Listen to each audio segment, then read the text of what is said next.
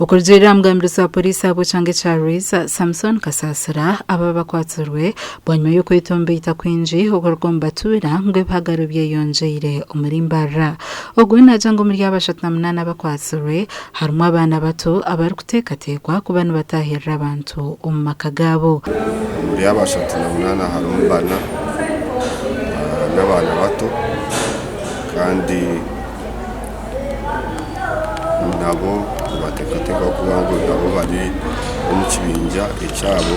abakutahirira abantu konka muri y'abashatse na munana abamwe babintu bakora ibikorobero mu regions n'izindi abakubiyitu muvizi konka babintu ba operating mu Greater Bushenyi Kigezi Greater Masaka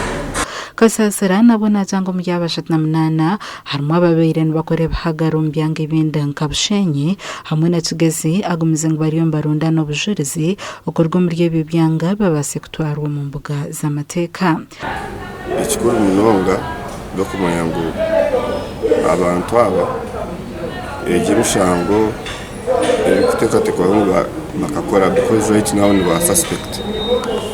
konka turimo tugeza kutunga ubujuju kumara kureba mutwaba runozana because na regions zindi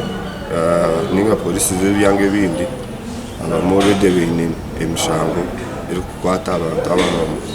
ogu hone na jango 12 aba bakwasurwe n'abajunanwa emishango irimo kwibisamane okunyakore ibintu by'abantu otireho no kwejonisa ebitokoza bongo 12 abo ngo bene emishango temu iyo shuma niyo shuma kwibisa ebitsi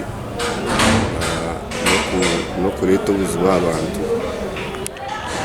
abandi no bushuma no kutahira abantu no kwenda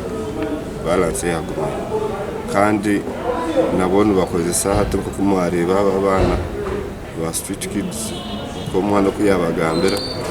cyamuhirumuka no buzima so kwa kushika hayatu umuntu wambere muzeyine